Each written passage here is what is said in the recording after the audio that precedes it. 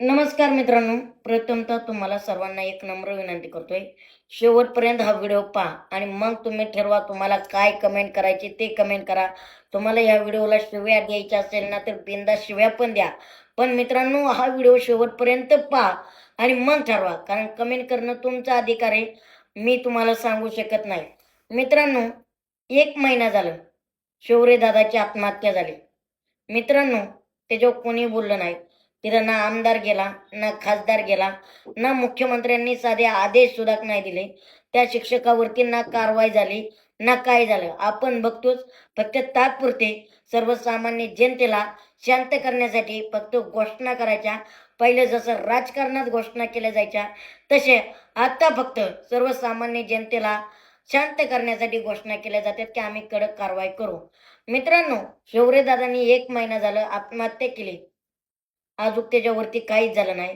का आत्महत्या केली? साधं कारण शिक्षकाच्या त्रासाला कंटाळून त्याने आत्महत्या केली. मित्रांनो, सर्वसामान्यांचा माणूस आपला आवाज म्हणजे संघर्ष योद्धा मनोज जरांगे पाटील साहेब, त्यांनी आवाज उठवला. ते आज दिल्लीला गेले.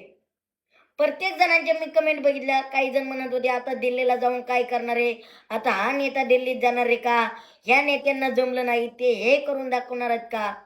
मला म्हणायचंय ते दिल्लीत जाणार आहेत.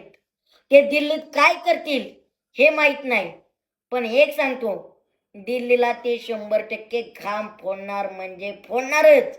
आणि आज माझा विश्वास आहे मित्रांनो, माझा आत्मा मला सांगतोय, मनोज जरांगे पाटलांनी दादांनी शब्द दिला की त्या कुटुंबाला न्याय मिळेल म्हणजे भेटेल म्हणजे भेटेल. मी त्यांच्या शब्दावर तुम्हाला सर्वांना शब्द देतो की शौर्य दादाच्या कुटुंबाला आजच न्याय भेटला. कारण मनोज दादांनी जर शब्द दिला तर तो शब्द 100% खरा केला. तो माणूस राजकारणी नाही, तो माणूस नेता नाही, तर तो सर्वसामान्य माणूस आहे. आणि मित्रांनो, आपण सर्वांनी त्या माणसाच्या मागं उभा राहणं गरजेचं आहे. तुम्ही कोण आहेत, आम्ही कोण आहेत बघू नका. माणसं बघा आणि माणसाच्या मागं उभा राहा. तुम्हाला कमेंट ज्या करायच्यात ना त्या करा. पण मित्रांनो, एक विनंती करतो, त्या शौर्य दादाच्या कुटुंबाला न्याय मिळला पाहिजे हो. कारण आहे ना, त्या मुलाने आत्महत्या केली, पण परत त्याच्यासारख्या मुलांनी आत्महत्या करायला नको. आणि हे शिक्षक शिकवायला असतात, मुलांना घडवायला असतात. आणि मुलं जर यांच्या त्रासाने जर कंटाळून आत्महत्या करत असेल तर ते शिक्षक नाही, ते नराधम आहेत. मी आज रोखठोक बोलतोय. तुम्हाला जे काही बोलायचंय ते बोला. पण मित्रांनो, ज्याचा मुलगा जातो त्यांना विचारा ही परिस्थिती काय असते. आणि हे नेते तुम्हाला सांगू, मेलेल्या माणसाच्या टाळूवरचं लोणी खाणार आहेत. न्यायालय काय हो, न्यायालय तर यांची रक्कलच झालेली सरकारची. न्यायालयाचा नका शब्द घेऊ. पण मनोज दादा जरांगे पाटील आज दिल्लीला गेल्यात. दिल्लीला घाम फोडल्याशिवाय राहणार नाहीत.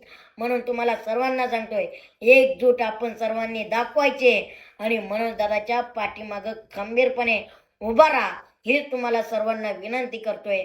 आणि शौर्य दादाला आपण सर्वांनी न्याय मिळवून द्यायचा आहे. परत कुठल्या शिक्षकाची हिंमत होता कामा नये की विद्यार्थ्याला त्रास द्यायचे. आणि नेत्यांनाही कळण सर्वसामान्य माणूस काय असतो. एखादा सर्वसामान्य माणूस जर दिल्लीत आला ना, दिल्ली सुद्धा खादरू शकते.